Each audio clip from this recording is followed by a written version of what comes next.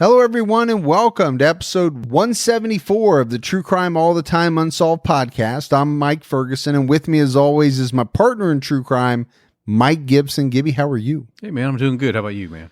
I'm doing very well. Yeah? I had kind of a rough week. We talked about it on TCAT a little bit. Yeah. After you and I recorded last week, and I told everybody that my daughter was back home, she was doing good. Yeah. That very night, after you and I recorded, we ended up back at Children's Hospital, and she got admitted, and we were there for 4 days. But the good news is, before they let us go, they did one final CT scan, and they didn't find any of the blood clots. So Which is good. whatever medicine they gave her, some type of clot buster, worked, and it got rid of everything. Yeah. So we're feeling good, and she's feeling very good too. So Well, good. thanks to everyone that reached out. You have no idea what those type of well wishes mean and all of that stuff. Really meant a lot. Yeah, I know it really did to you. So you and her. Yeah, no, absolutely. So we have a very interesting case for everyone in this episode. But before we get into it, let's give our new supporter shout outs. We had Camille Johnson. Hey, Camille. Taylor Bancroft. What's going on, Taylor? Chanel. Hey, Chanel, you smell so good. Kathy Woods. Hey, Kathy. Natalie Hishamunda. What's going on, Hishamunda? Anthony Lennox Hughes. Hey, thank you, Anthony. Jamie Easter. What's happening, Easter? Gary Heward. What's going on, Hewood? Taylor Powell. Hey, thanks, Taylor. Charlene Tafoya. Ooh, Tafoya. Rome Champagne. I like some champagne. From the Champagne region. Yes. Alana. Hey, Alana. Hannah Warren. Thanks, Hannah. Terry Juno. What's going on, Junal? Christopher Carey. Hey, Christopher. Elaine Grierson. Hey, thanks, Elaine. Lexi Jankowska. Lexi, thank you. Ali Galletti. What's going on, Galette? Sheila Moore. Thank you, Sheila. Jacob. Thanks, Jacob. Melissa. Hey, Melissa. Lindsay. What's going on, Lindsay? Kimberly Ness. The famous Ness family. And Waylon Decker. Hey, thanks, Waylon. So thank you all for that new support. And then if we go back into the vault, Gibbs. All right. This week we selected Allison Hardwick. Good old Allison. Good old Allison. Had to put the old in there, I didn't you? did. So, no, we appreciate it. Allison's been with us a long time. We appreciate the new support, the continued support. We had some great PayPal donations. Elizabeth Skull. Hey, thanks, Elizabeth. Riddle Me That podcast. Riddle me that. Exactly. Carolyn Pierce. Hey, Carolyn. And Samantha Newey. Hey, thanks, Samantha. So thank all of you as well. Gibbs, we have a lot out this weekend. Boy, you sure do. On, what do you mean me? You do too. On TCAT, we're talking about the Lillelid murders. This family from Tennessee, they're on their way home. Yeah. They meet up with a group of 6 young people from Kentucky, and things go bad. Very bad. It's an interesting story when you get to who did what, different versions of events, but definitely check that out. And we also have a new Patreon episode out right now on the disappearance of Michelle Harris. Ooh, man, that's a good one. That was good. So we're up in upstate New York. Michelle's husband, Cal, is looked at heavily, goes through a number of trials. You know, the interesting thing about this case is she went missing on September 11th, 2001. Yeah. So there are some ramifications as a result of the terrorist acts that come into play into this case. All right, buddy, are you ready to get into this episode of True Crime All the Time Unsolved? I am. We're talking about the disappearance and murder of Gannon Stauch. So we're headed to Colorado Springs, Colorado. And it was on Monday, January 27th, 2020.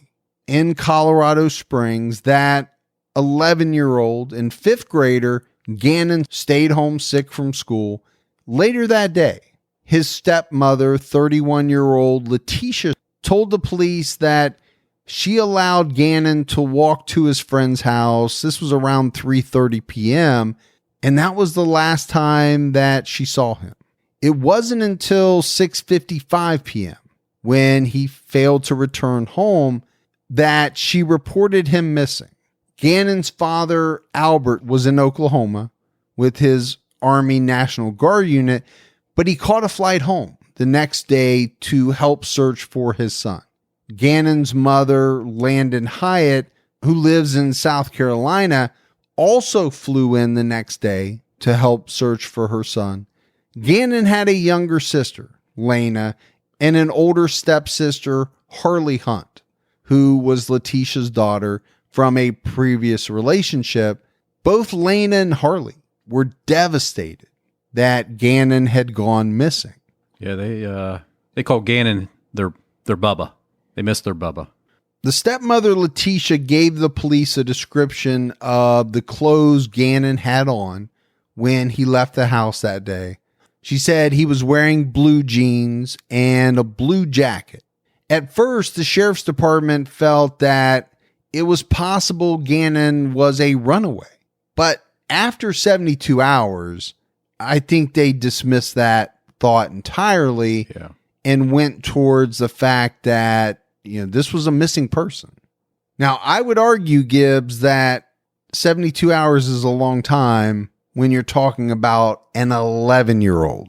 Yeah, I agree. I think once you talk to the friends and maybe some small circles of people that might have known him or the family, then at that point I probably would have shifted a little sooner. But that's playing Monday morning quarterback, exactly. But that's just kind of our opinion. Yeah. Police did extensive searches of the neighborhood and surrounding areas over the next couple weeks. There was about 160 local volunteers who joined the El Paso County Sheriff's Office in these searches. The searches included canine units, underwater drones to help search ponds, and helicopters to help cover the mountainous areas. That's a new one on me. The underwater drones? Yes. I think you and I have covered cases where I think for the most part, when they were searching water, they were using sonar and different things like that. Right. But we're in 2020. Yeah. And drones are being used for a lot of things. Drones can cover quite a bit of area. They're mounted now with high definition cameras that can zoom. But this is the first that I've heard of underwater drones. Yeah. But I'm sure we'll hear more in cases in the future. I think we will. After Gannon had been missing for 5 days and the police had worked hundreds of tips, the El Paso County Sheriff's Office called in the FBI to help assist with the missing person case. In addition to the FBI, the National Center for Missing and Exploited Children also chipped in to help with Gannon's case. So we got top agencies on site. People are looking. We have new technology. So I'm sure the family was hoping that they would get some type of break in the case pretty soon. Yeah, I would agree with that. I think the not that the family would dismiss the local sheriff's office, but they had to have been hopeful when they saw the FBI and the National Center for Missing and Exploited Children. I still go back to that 72 hours, though. Yeah. If we're not even starting until that point, how much do you miss in the first 72 hours? Now, it did sound like they had quite a few leads and tips that came in the first few days. From February 1st through the 3rd, Leticia Stauch felt that she was being attacked on social media for being a bad stepmother. She started receiving death threats on social media, all centered around Gannon's disappearance. Yeah. She told a local TV reporter, quote, "I took care of Gannon for the last 2 years in our home. I would never, ever hurt this child. And I know there are some questions out there. That's up to the investigators when they end up letting you guys know, but I've cooperated with them. We are going to find Gannon, and that's the main goal that we all have.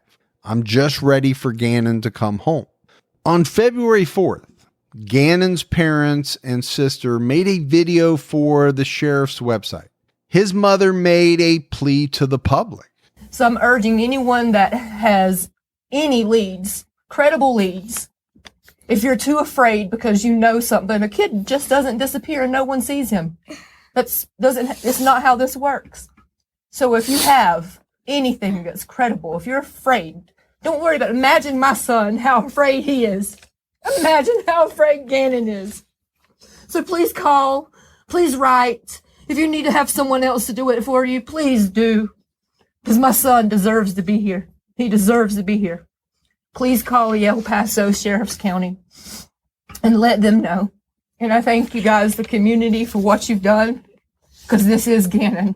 This is who he is. And I thank you guys so much. Man, I don't know about you, but I hear nothing but just absolute anguish in her voice. Choked me up a little bit. Yeah, she is. Now, it's amazing that she's able to get that plea out, that information out, but she is heartbroken, and we all would be. Yeah. But, to hear it, it's hard not to get a little choked up. Yeah. And she's right. How does a child go missing and nobody sees anything, right? Somebody had to see something. Somebody's eyes saw what happened that day, and just, bring it forward is all she's asking.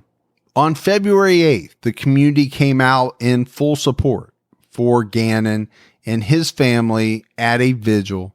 Days after the vigil, Gannon's stepmother, Leticia, told the press that she appreciated those who helped look for her stepson and begged for him to be returned.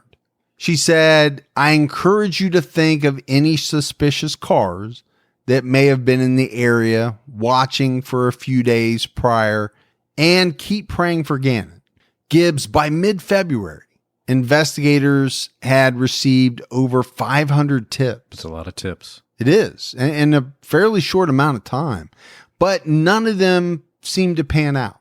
The search parties continued, but they had some challenges. I mean, this is February in Colorado. Yeah, and you're over there by Pikes Peak. This is pretty high altitude area. And you're going to have quite a bit of snowfall. Yeah. I mean, it got so bad in certain places that the searchers had to use long poles just to see if maybe there was something under the snow. I mean, not to sound macabre, but they are poking around to see if maybe they hit a body.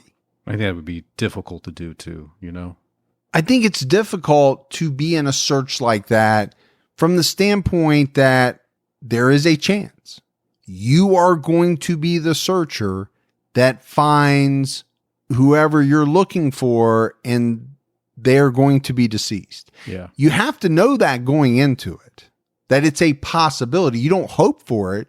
The hope is that you find whoever you're looking for alive. Right. But that's not always the case. On February 20th, Gannon's mother did an interview with ABC, asking for searchers to keep looking and to not give up. She also said that she knew Gannon would never run away. Someone had to know where he was, and she wanted him returned. I don't know how to go forward without him. That's just the main thing. Any time that I've talked to people prior to him being missing, people ask me, what is Gannon? And the only thing I can say, he's my hero. He gives me life. He gives me energy. If a bad day is going bad, I just hear his voice, and it makes it better. This is the longest time that I have not heard his voice. And the only thing I can do is just keep playing videos back and forth of "Mommy, I love you." And that's the only thing that I don't want it. It will never die in my mind. But I need my boy, more than air, more than life. That's who he is to me. Heart-wrenching. Yeah, it is. I mean, and she said it, she needs her son more than air. And I almost get the feeling from listening to her that she can't breathe without him. Yeah. Obviously she's heartbroken, she's in anguish, but she's struggling to breathe because she needs her son back. Yeah. But just 2 days later, after thousands of man-hours searching, police decided to suspend the search for Gannon Stauch. Investigators said that they planned to continue the investigation, just no further searches. So that had to be devastating to the family to hear that. Investigators and crime lab technicians spent the next 5 days removing boxes of evidence from the Stauch residence. At this point, there were over a dozen detectives on the case, along with the FBI. They interviewed about 24 neighbors and received several hours of video surveillance from neighbors.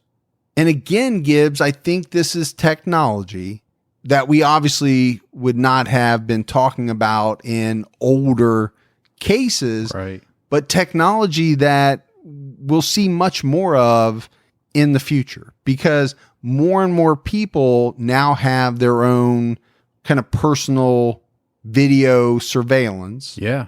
Pointed out, whether it's a Ring doorbell, it's mounted on their house somewhere. Right. That's just becoming more and more the norm. Or in your case, you paid for that satellite surveillance on your house 24/7. Mm-hmm. And I have a separate one that follows you around. Yes. And one neighbor showed Gannon's father, Albert, and the investigators some footage from his security camera. This footage showed Leticia and Gannon leaving the house in her vehicle around 10:16 a.m. that day, and then returning home later around 2:20 p.m. But it appeared on the video that Leticia was alone. Yeah, there's some controversy around this video. The investigators say Gannon did return with Leticia, but he got out of the vehicle much later than she did. But the neighbor said not what he saw. He just saw Leticia get out of the vehicle. But once she got out of frame, he didn't really stay and continue watching, the tape after that. So the police are saying, we saw him get out. The neighbor's saying, I watched it. I don't ever remember seeing him getting out. So there's a little controversy around that. And he turned the tape over to them, so he doesn't have it anymore to review it. Then on March 2nd, investigators made a big announcement. They arrested Gannon's stepmother, Leticia Stauch, for his murder. They charged her with first-degree murder of a child under the age of 12, child abuse, tampering with evidence, and tampering with a deceased human body. She was arrested in Myrtle Beach, South Carolina, where she was visiting some family and friends. Kind of a weird time to visit people. It does seem strange when your stepson has been missing for, a little over a month? Yeah. A month? About a month, yeah. And you're going to take a trip to South Carolina? But let's hear a clip from Channel 9 News about the arrest. Today, I got the worst news and the best news. Obviously, we know what the worst news is, but the best news is that justice will be served. It is some news for a family waiting for 5 weeks. Investigators no longer believe 11-year-old Gannon Stauch is alive. His stepmother is now accused of killing him. The El Paso County Sheriff's Office says Leticia Stauch was arrested in Myrtle Beach, South Carolina this morning. This all began 35 days ago in late January when she told investigators she last saw Gannon leaving his home in Colorado Springs to go to a friend's house. The same day, a neighbor captured surveillance video showing Gannon getting into a truck. No one has seen Gannon since that day, and his body still hasn't been found. Here's 9 News reporter Jordan Chavez. I cannot stress enough what a difficult time this has been for Gannon's family. It's what they feared for 5 weeks. The announcement that Gannon Stauch is believed to be dead. This person, the stepmom that I even trusted, that she will pay 100% for this heinous thing she done. Leticia Stauch was arrested on 4 charges, including first-degree murder and tampering with a body, which has many questioning how, if investigators still haven't recovered one. So she's arrested in Myrtle Beach, but the El Paso County prosecutor needed her back in Colorado Springs to face these charges. On March 3rd, Leticia had her extradition pre-hearing in Myrtle Beach, and she waived her right to extradition at the pre-hearing, so that paved the way for her to be returned to Colorado. At this pre-hearing, she also claimed to be innocent. Gannon's parents, Albert and Landon, they were devastated by the news that Gannon was presumed dead and murdered by his stepmother. I think you heard it in the clip that we played. Yeah, somebody she trusted with her kid. And it wasn't just them. I mean, the community, friends, the rest of the family, everyone was shocked at this news. And they should have been shocked. This was his stepmother who, up until the time she decided to visit family and friends in Myrtle Beach, had been out searching for Gannon. And that said, I would never, ever, ever hurt that child. And then more sad news for the family on March 19th. This was in Pace, Florida. The Santa Rosa County Sheriff responded to a deceased boy found near the Escambia River Bridge.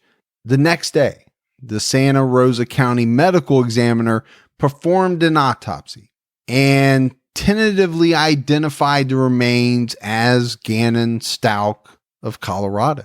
The El Paso County Sheriff's Office and the Santa Rosa County Sheriff's Office each did a press release. They asked for anyone who had seen Leticia or knew that Leticia was in the Pace or Pensacola, Florida area on February 3rd, 4th, or 5th to please contact them. And Gibbs, I think from here, most of the information that we know about this case comes from affidavits that have been filed. And based on those affidavits, here's what investigators claim. Between January 25th and 29th, Leticia's web browser showed that she was looking to move out of state. She searched for apartments and employment in Pensacola, Orlando, and Fort Lauderdale on the East Coast. She also searched in Los Angeles on the West Coast. Her web search history showed that she wasn't happy with her marriage and she wasn't happy being a stepmother. No, she was not. Investigators found deleted web searches for "I am just a glorified babysitter," "sent my husband sex text messages and he ignores them," "I feel like a nanny," and "my husband uses me to just watch his kids." I believe she felt like once they got married, that her husband just wanted her to watch his kids and take care of him and them while he went around and did other things. She didn't feel like he was very attentive to her. Is that true? I don't know. But she searched for a lot of things wrapped around trying to find a different type of husband, a rich husband, husband with money. Well, that on top of the searches that I just mentioned, those are very strange things to search for. During Leticia's interviews with investigators, she said that on Sunday, January the 26th, she met a man named Eduardo while she was out that day. Eduardo was a construction worker. They exchanged phone numbers, and then Leticia went on her way. Later that day, she said that Gannon knocked over one of her candles and burnt the carpet. Apparently, she called Eduardo. Oh, because she's got his number in her phone. This guy that she had just met, to see if he knew how to remove and fix the burnt carpet. And he said yes. So Leticia gave this man that she just met the garage code to the house so that he could come by and fix it on Monday. She also told investigators that Gannon complained about his stomach hurting the evening of Sunday the 26th. Then early on the morning of January 27th, around 4:37 a.m., Leticia called her place of employment and told them that her stepdad had just died after being struck by a car.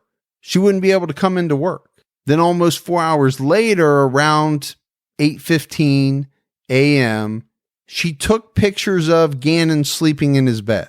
Strange thing to do. Strange thing to do. Just 2 hours later, around 10:15 a.m., she and Gannon are seen leaving home in her vehicle. Before they left, Leticia locked her cell phone and left it inside the house. Investigators knew that someone sent a text from Gannon's phone at 10:37 a.m. The text was to Leticia's daughter, Harley Hunt, and the text read, "Tisha left her phone at home. If you need her, text me." Police knew that Leticia bought something at 11:22 a.m. at the local Petco. Investigators can't account for the next 2 hours, but at 1:22 p.m., Leticia made another purchase at Petco. And then shortly after that, around 1:43, someone searched on Gannon's phone. And the search was, "Can my parent find my cell phone if it's off?" Interesting. Very. At 2:19 p.m., the neighbor's security camera captured Leticia returning home.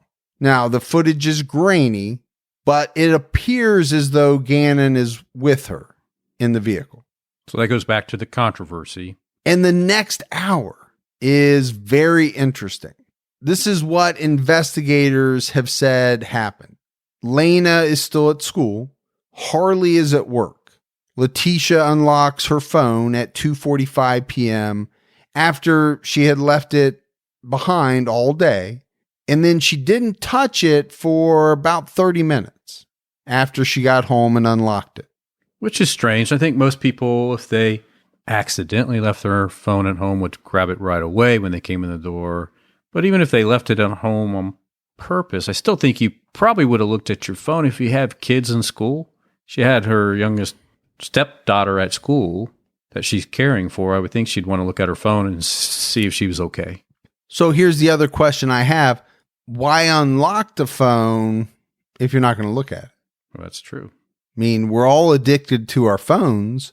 Yeah, I'm not. I don't know. I mean, these phones are okay. You more than anyone. Who unlocks it, but then just sits it down and doesn't glance and see, okay, do I have a message? Do I have an email? You know, all of that, while not really, creating this big firestorm, it's just one of these things that doesn't make sense.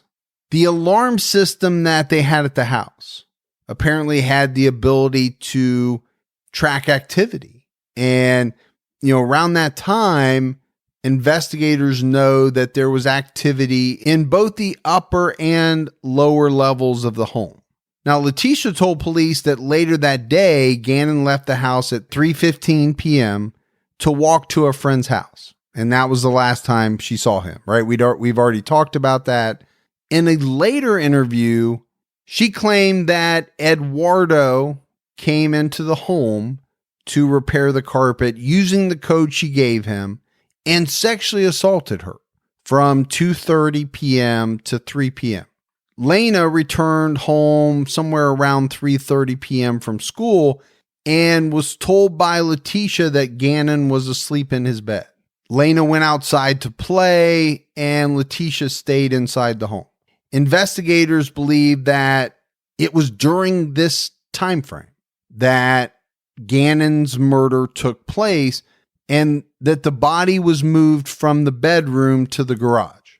They believe that Leticia cleaned the bedroom of any blood while Lena was still outside playing. And they claim that Leticia used this claim of a sexual assault as an alibi for her actions during that hour. Yeah. Then just before 5 p.m., Harley came by, picked up her stepsister Lena to go shopping.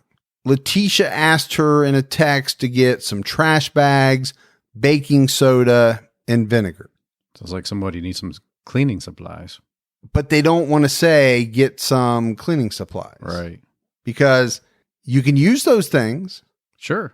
to clean, but most people wouldn't think twice about, being asked to get those items as though, oh, that's weird. Why are you asking for commercial grade detergent Right. or, some kind of specialty cleaning item? It wasn't until 6:55 p.m. that Leticia called police to report Gannon missing. Police did an initial search in the immediate area. But they don't find anything. No, and it's not until around 10 p.m.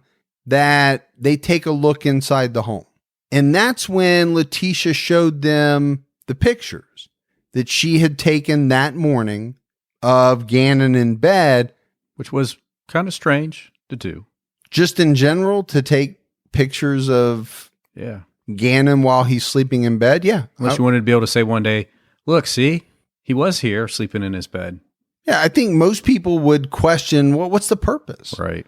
You've got plenty of pictures of him probably scattered around the house. Are you going to put this one in a frame? Yeah. What's it for? It becomes important because several days after she showed investigators the picture, they were going back through their body cam video footage, and they realized that the sheets on Gannon's bed had been changed. They weren't the same as the ones in the picture that she had taken earlier that day. Yeah. Now, is that a smoking gun? Not necessarily. But when you start to add up all these things, it's just a lot of strangeness. And, the old adage, where there's smoke, there's fire. Yeah. I think you have to be able to speak to it. You have to be able to answer some questions on, so what happened with the sheets in the morning? What made you change those sheets? No, somebody could just say, I change the sheets every afternoon. Yeah. Or he got sick in bed. Yeah. But it's also hard not to view it in the light of everything else that's going on as just yet another thing that seems strange and out of place. On Tuesday morning, the 28th at 8:30 a.m., Leticia rented a Kia Rio from Avis Rent-A-Car after she parked her vehicle in the airport short-term parking. Again, suspicious. Sure. She picked up her husband, Albert, in the rental car from the airport and got home around 9 a.m. Now, we said it's suspicious. Investigators found it extremely strange to rent a car when you already had a car there. Why not just pick up Albert in your car and bring him home? Police theorized Gannon's remains were in her vehicle, which she had parked in the airport parking lot. So Albert's back home. He's distraught, right? This is the day after his son has gone missing. He goes out to look for Gannon. Leticia stayed home. Just after 4 p.m., police came to the house and they asked Leticia for Gannon's toothbrush so that they could extract some DNA. And it was said that she appeared very nervous about this request and texted Albert that the police were asking for Gannon's toothbrush. Yeah. I'm telling you right now, in my mind, Gibbs, if my child is missing, right, and the police are there to help me and they say, hey, can we get some DNA off this toothbrush? I'd be like, take the toothbrush, take the hairbrush, whatever you need. Take it all. Get all the DNA that you can. Right. But she's nervous about it. Later that evening around 7 p.m., Leticia got a ride to the airport. Investigators say that she picked up her vehicle there at the airport and drove around Douglas County for about 3 hours. The crime lab was able to pull GPS data from her vehicle that showed her in a rural area for an extended period of time. And it's during this time that investigators believe she dumped Gannon's remains in a remote location near a park. Sometime after 10:30 p.m., Leticia arrived home, but she didn't have her vehicle. Yeah, I think they assumed she parked it down the road somewhere. or just nearby, but she didn't want to have it back in the home where somebody could find it because she needed to still clean it out. She needed to clean the vehicle up. Then at 10:45 p.m., Leticia sent a strange text to one of the investigators. It said, "What do you want from me? Because I have nothing. One of your very own leaked to me what you guys were doing. I did nothing. Or am I being set up? I'm not even sure other than being told that by another blue with El Paso. I was told I could not go home to sleep. And on top of that, men were sent to a home with a minor female, and she was forced to stay there. Every conversation that said, even at this moment, I can hear inside. What do you want from me?" A detective texted back, "Come in to talk to me. I would just like information to find Gannon." Leticia agreed to come in the next morning. By the morning of Wednesday the 29th, Leticia had returned the Kia Rio to the airport at 9 a.m. And then her daughter, Harley, drove her home. Some point later that morning, she got a ride, or she walked to where she had parked her vehicle. Around 11:30 a.m., the vehicle is caught on video at the car wash, and in the video, it appears to have what many people have said looks like blood on the rear bumper. Leticia finished washing her vehicle, and then she arrived at the police station. Investigators made a note that the car was still wet from being washed. On top of that, she was late to her appointment. Yeah, 2 hours late. Yeah. But like being late to, hey, come in and talk to us. We want to try to get some information to help find Gannon.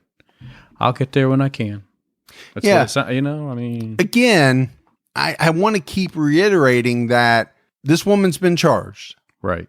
She's presumed innocent until found guilty. Sure. But I can't help but say that there's so many things that, have happened or investigators have noted that are extremely strange. Very bizarre.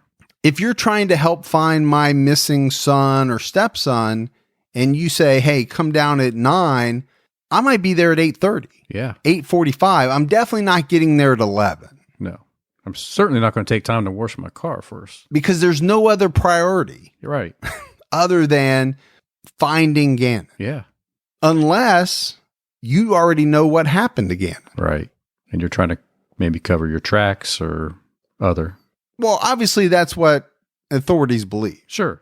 Or she wouldn't have been charged as she's been. Well, I know we're going to talk about it here in a minute, but during her interview, she does tell a very interesting story. Yeah. Interesting might be a euphemism, because Leticia claimed in her interview that she was held at gunpoint and sexually assaulted by a Hispanic male named Eduardo. She said that after she was sexually assaulted, this man abducted Gannon. She said that Eduardo was in the basement when she came home Monday. He allowed her to greet Lena after school and then made her send her outside to play. Eduardo sexually assaulted her between 3:30 and 4:30 p.m. She said that she thought after that she saw Gannon jump on the man's back, and then she blacked out. When she came to, the man was holding Gannon at gunpoint and demanded a suitcase and a cardboard box.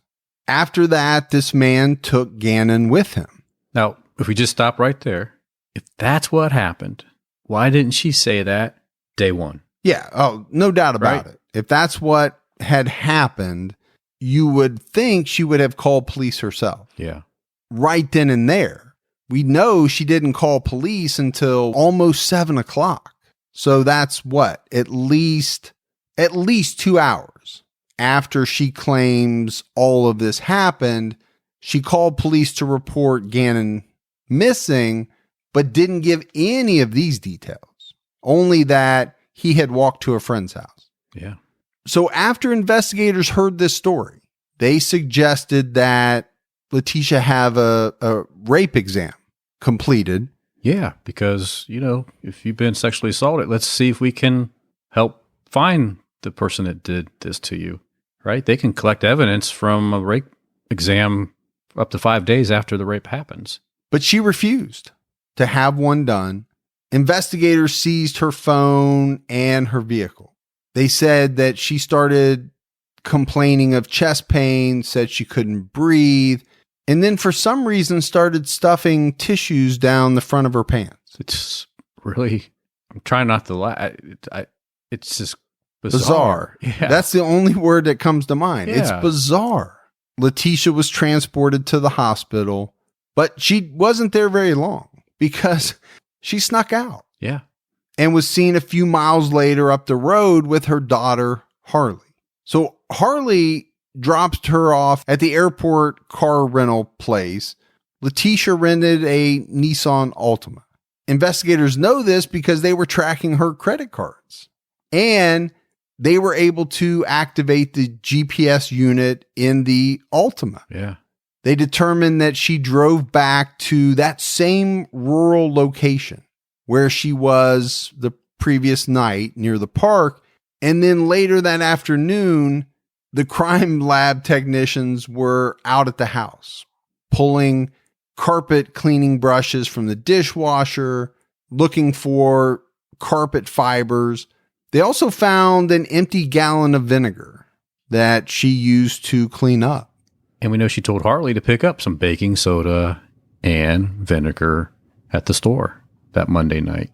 On Saturday, February 1st, the investigators began collecting DNA from blood found in Gannon's bedroom, the hallway, laundry room, on the staircase, and in the garage. They found Gannon's blood on the concrete slab under the carpet after it was pulled up. They could tell someone had cleaned the carpet on top, and the carpet fibers matched the fibers on the brushes they found in the dishwasher. The crime lab detected blood spatter on Gannon's bedroom wall. It was said to have been over 50 different droplets. They pulled the outlet cover off one of the walls. They found some of his blood behind that. Yeah, you think you're cleaning everything up, but you always forget blood can get anywhere. Well, and you and I have talked about this before. I don't care how good you think you are at cleaning. Yeah. Blood it's almost impossible. Yeah, you're never going to be able to get rid of every trace. I mean, just like carpet, right? Yeah. It's going to soak through. Yep. Looks like you might have gotten it on the top. Sure. But there it is underneath on the slab. Yeah. Spatter can go through an outlet, the little where you plug in the little prongs. Yeah. You just never know. It's a good thing for solving crimes that it is that way. It's a bad thing if you've committed a murder and you think you're trying to clean everything up. The crime lab also found traces of blood inside Leticia's vehicle's front and rear seat and rear bumper. Investigators believe that the murder weapon was most likely a knife or some type of object used to deliver blunt force trauma. So investigators confronted Leticia on Thursday, February 13th. They asked her, hey, where did all this blood come from? Yeah. She told them Gannon had burnt himself playing with a candle. The burn had blistered so bad, and then the blisters popped. And she said Gannon wiped the blood off pretty much everywhere he went, all around the house. Drag my fingers around, shake my fingers off, get the blood everywhere. Because that's what kids do, right? Not in my house. No, not in my house either, but maybe in some houses. I don't know. The thing is, Gibbs, Leticia kept changing her story of what happened that day. There's just no doubt about it. Yeah. Multiple versions. One story contradicted another. She went from sexual assault and kidnapping to burnt finger and Gannon wiping blood all over the house. Then later she told the sexual assault story again, but used a different person's name as the suspect. This time she said it was a man named Quincy Brown who had followed her, somehow got in front of her car and laid there, forcing her to get out of the car to check on him. When she got up to the front of her car to check on him, he jumped up real fast and got in her car. but he also forced her inside as well. Then he made her take him to her house where he sexually assaulted her and kidnapped Gannon. Okay, so that's story number whatever. Right. Hard to keep track of. Oh, yeah. But then she changed her story again and said that she drove Gannon out along with his bike to a rural county park. And then once they got to a good spot, they got the bike out and she let him ride his bike around the area. Because you wouldn't want to ride your bike around your own neighborhood. No. Yeah. Okay. No, you need to go to a rural park. County park way out. Yeah. But as he was riding his bike, he fell, hitting his head, which caused him to start bleeding. A car pulled up and a man named Terrence and another man named Quincy Brown, we're reusing the Quincy Brown this time, Right.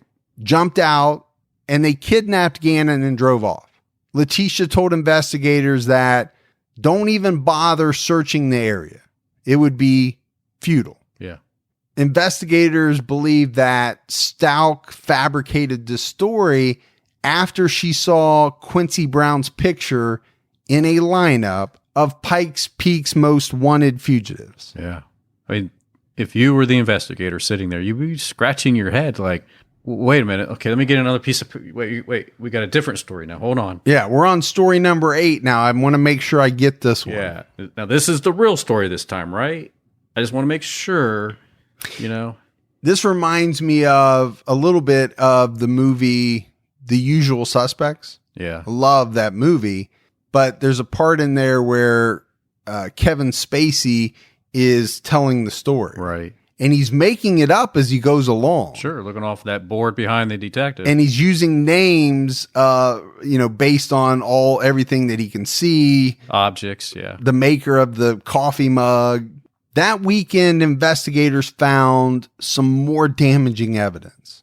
They found Gannon's blood near a spot where they tracked Leticia's vehicle and the car she had rented. This was out on Highway 105 and Perry Park Road by Perry Park. They found Gannon's blood on a piece of particle board. The investigators' theory is that Leticia used this particle board to move Gannon's body. Yeah. And that's how his blood got on there.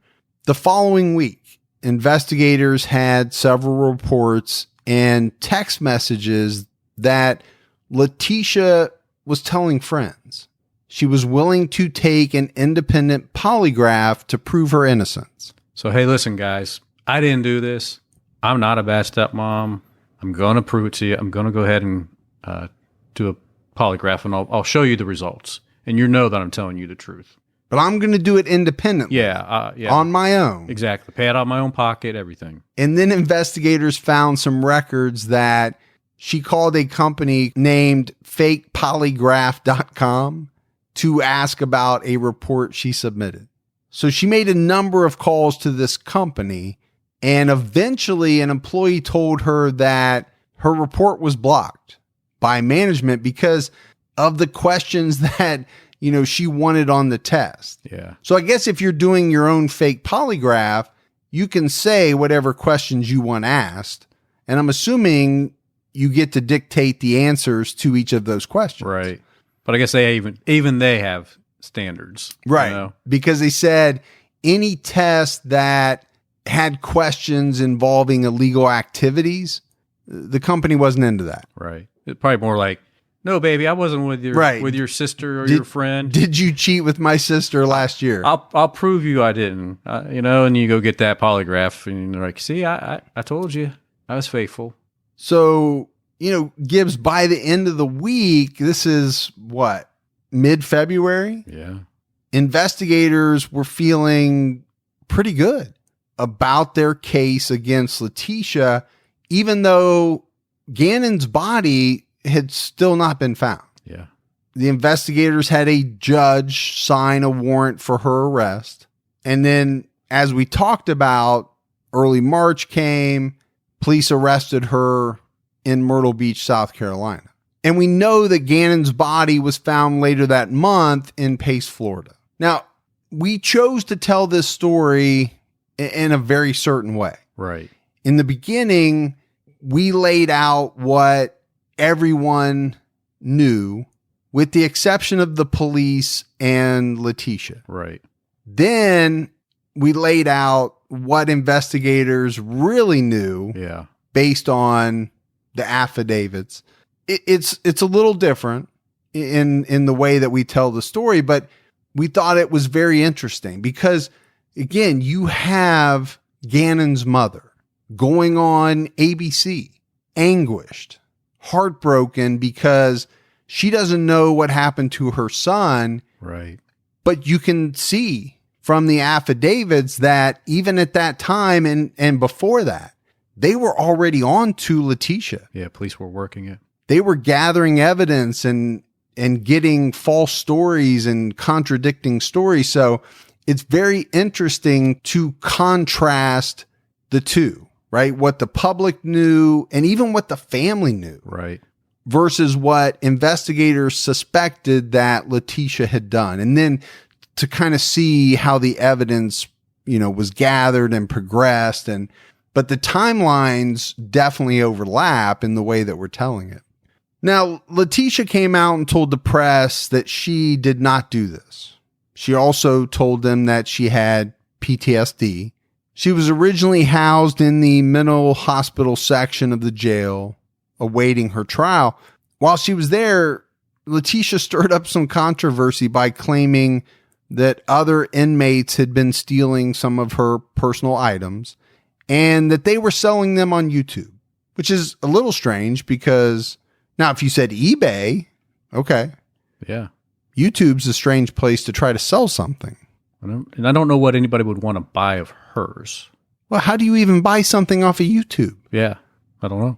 But even if she had something on eBay, I can't imagine what it would be that I would want. No, I get that. I guess what I'm going to more of her mental state. Yeah. She's not even coherent on what eBay and YouTube are. The fact that, YouTube is not really used as a marketplace. Yeah. And like we said in the beginning, Gibbs, this is an ongoing case. Yeah. And just recently, Leticia was charged with solicitation to commit escape from the jail. Allegedly, she tried to get another inmate to assist her with the escape. I guess she measured her shoulders, her girth, to see if she broke out the window with a little broom handle that she could actually fit through it, and she wanted this inmate to help her. Authorities also found some letters that Leticia wrote to Harley, kind of indicating that she was planning an escape. And then just last month, they moved Leticia to the Pueblo Mental Hospital to undergo some competency evaluations to determine if she could even stand trial.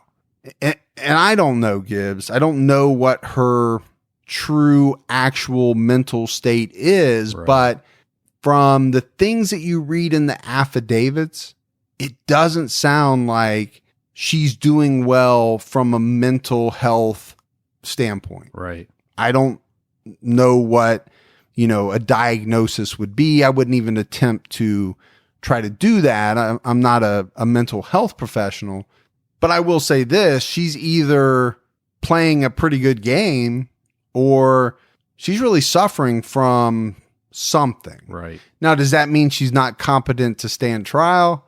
That I don't know. Somebody's going to have to make that determination. But this is a case that we'll have to continue to follow to see what happens. I think for me, Gibbs, one of the things that I'll be very interested in is to hear what investigators come up with and what the prosecution presents around how Leticia transported Gannon's body to Florida.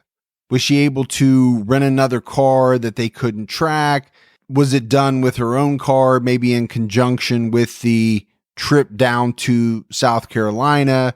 I think they've been pretty tight-lipped on that part of the investigation. Gannon's parents have decided to have an online memorial service on Friday, August 14th from 10 a.m. to 12 p.m.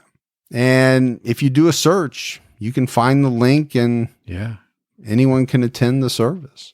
It's heartbreaking, man. Oh, it is. I mean, this whole case, it starts out in the way that we told it as a heartbreaking story of a mother and I'm sure a father.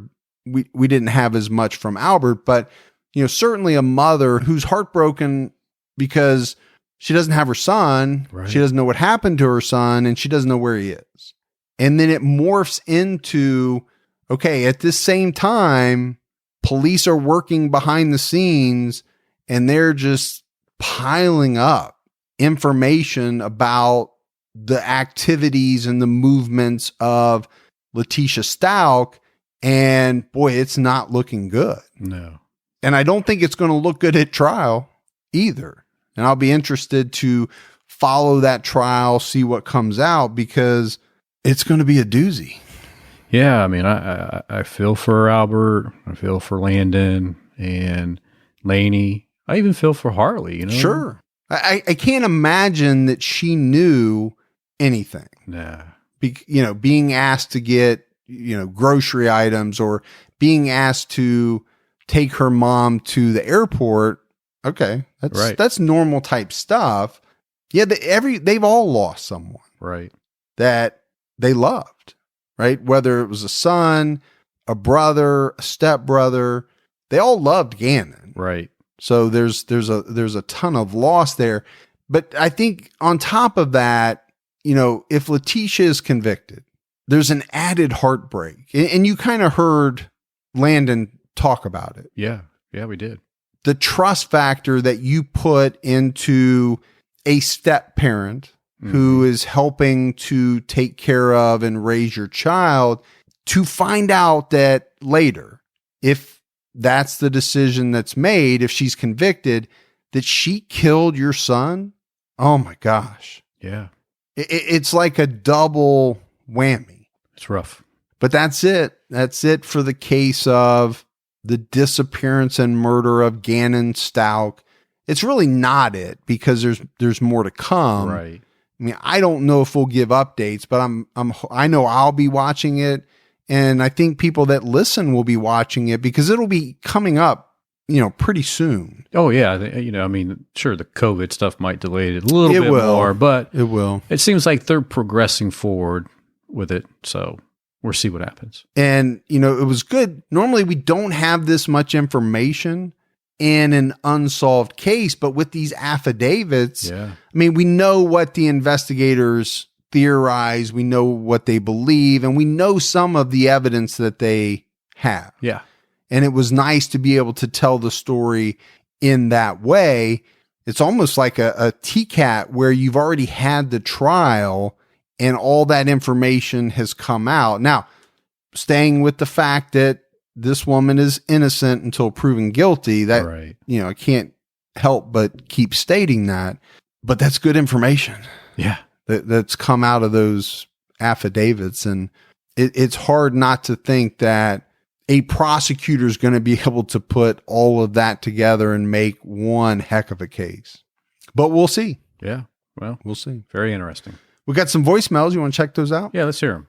Hi, Mike and Gibby. My name is Kari. I'm actually from Spokane, Washington, and my dad is a investigator in the police force. And I just listened to the Julie Westland case. The first thing I did when I saw the name and it started playing and he said, Spokane, Washington, I immediately called him and said, hey, what do you know about the case? And he goes, oh, that's a sad one. And you were right. It is a sad one. Basically what he said was that, as far as the investigation goes, there's just not enough evidence of anything that they believe it was just a true stranger abduction. And when you were going through all the cases at the end, I thought it was hilarious that you guys were talking about how many they are. Spokane is big enough, but the police force is small enough that unsolved murders were prevalent from the 50s onwards. But there's one case that actually they're working on right now, and they're working through the DNA system similar to the Golden State Killer. They just solved one, Miss oh gosh, what's her name? Marcy Velez. They just solved her case. She was a 12-year-old girl who was raped and murdered by a random stranger, and they ended up finding him through DNA, as well as what they're working on now, which is Candy Rogers, which is a very similar case. I want to say it was like 1967. But anyways, I thought you guys would find that interesting. You should definitely look up Candy Rogers. That's all I gotta say. I don't know. I'm really bad at voicemail. Anyways, you guys should come out to Spokane sometime. It's a heck of a lot of fun and a heck of a lot of murders. I'll see you guys later. Thank you. Oh, well, thanks for that. I thought you did a great job. As far as the number of unsolved cases in any one area, they're everywhere. Yeah, they really are. I mean, there's so many in essentially every jurisdiction. It's sad, but there just are some cases that police don't have the evidence to solve. And, in the case of a true stranger abduction, right? Perpetrator not known to the victim.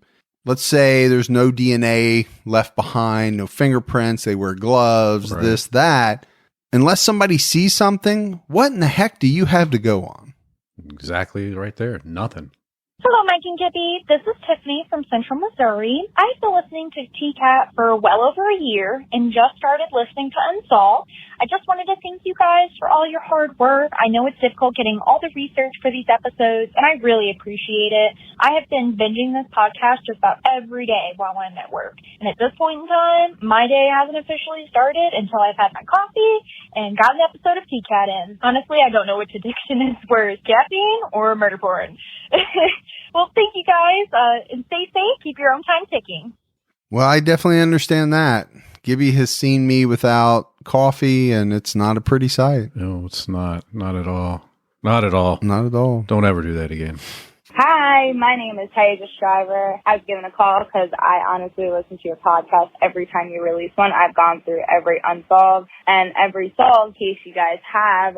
Kind of funny because you're always talking about UPS and the little shorts and the USPS drivers, and I'm actually a UPS driver, so I have all the time in the world to listen to your podcast. I just want to thank you for sharing these stories and actually just doing a great job on the podcast. You keep me going. I always want to know more and hear more, and if there's any other crimes or stories. Sorry, I'm really nervous.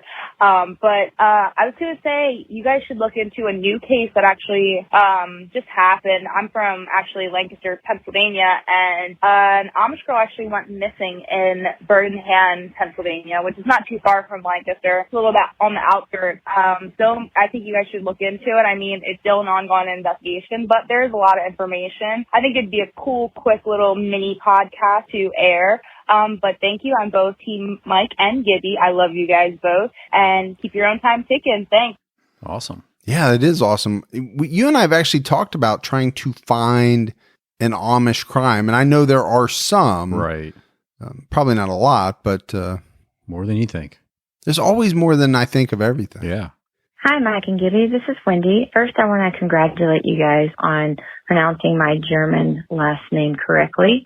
And then another comment for Gibby on when he said it's really windy in here, that it just so happens a joke in the family is my middle name is Dawn. So Wendy Dawn has always been a recurring theme when people talk about my name. And then also catching up on all the episodes for Unsolved and TCAT and Patreon. And I did notice in one episode that you guys talked about at the beginning, you mentioned name and call out to Seinfeld. You mentioned the name Seven that George liked. Well, we also have a cute little dog that we named for that same reason, and her name is Seven. So you guys stay safe, keep your own time ticking. Take care. Some good tidbits right there. Yeah, there's a lot of good tidbits. That's a great dog name too. Seven. Love it. All right, buddy, we got to get out. Yeah. That is it for another episode of True Crime All the Time Unsolved. So for Mike and Gibby, stay safe and keep your own time ticking.